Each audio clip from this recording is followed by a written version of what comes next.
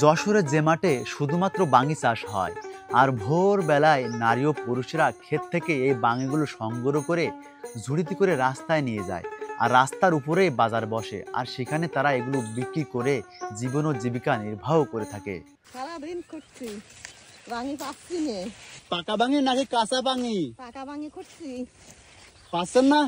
না, পাচ্ছি না। আর পেয়েছেন? এটা কিরকম? এটা নেবা নাকি? এটা কাঁচা কাঁচা কাঁচা ওটা? কাঁচা ওটা কাঁচা আর তো পাচ্ছি নে। এটা পাশে নষ্ট, এই একটা পাঁচটা নষ্ট হয়ে যাও, গাও ও পুকড়া সব নষ্ট। না, এটা নিয়ে যাও। না, এটা দাগি দাগিটা নিয়ে যাও। আর খাপ যাসপা বাড়ি নিয়ে যাবে না নাকি? বাড়ি ধরো ওই কটা রয়েছে না বাড়ি, ওই ওই ভালো কটা নিয়ে যাবেন বাড়ি। এই যে চুন দিয়ে রাখিলাম বুঝছেন ভাই, এই দেখুন চুন দিয়ে রাখিলাম কাঁচা থাকতে, একটু শুকাই গেছে।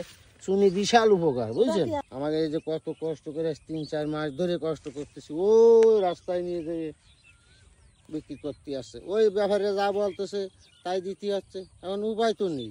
এখন অনেক পাকতেছে, পচতেছে, গলতেছে, ওই ব্যাপারে যা বলতেছে তাই দিতে হচ্ছে। দাম কম বলতেছে, এখন দাম কম বলতেছে বুঝছেন, এখন তো তাই আমাকে করতে হচ্ছে। ধরো একটা। কাকে কি দিচ্ছে এগুলো আপনি বাজারে নিয়ে যাবেন বিক্রি করার উদ্দেশ্য? নিয়ে যাচ্ছে বিক্রি করতে বুঝছেন। এই দেখেন এটা লিক হয়ে গেছে বুঝছেন, এই দেখেন এই পচতেছে, এই লস লস লস লস সব লস। এইভাবে হবে অনেক ফল দেখেন, আপনি বুঝতে ভরে গেছি নষ্টতা ফেলতে ফেলতে। এই যে নষ্ট ফলগুলো আপনারা কি করেন?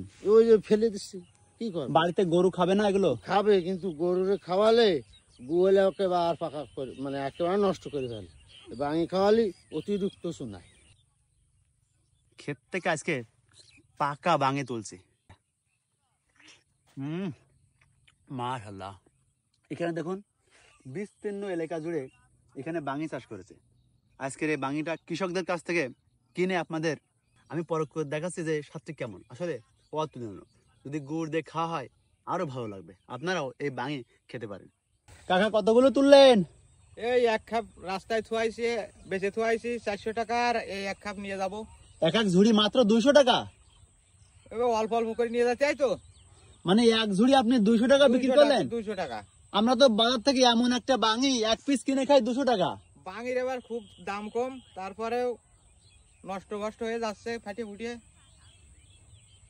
আচ্ছা, আপনারা এক বিঘাতে এখানে কেমন খরচ খরচা করেন? তা 20,000 টাকা খরচ হয়। আর এক বিঘাতে কেমন টাকা আপনারা লাভবান হতে পারেন?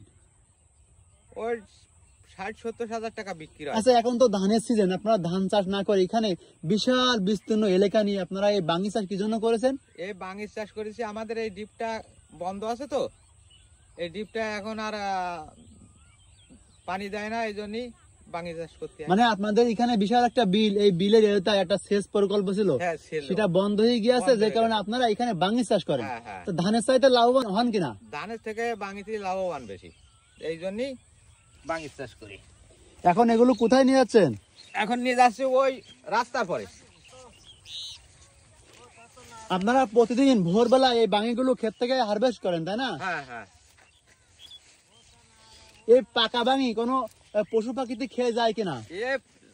শালিকি একেবারে দুপুর বেলা হলি অর্ধেকের বেশি খেয়ে ফেলে শালিক পাখিতে। তা প্রতিদিন কি এভাবে খুঁজতে হয়? হ্যাঁ, প্রতিদিন খুঁজ দেয়, 2 বেলা 3 বেলা খুঁজ দেয়।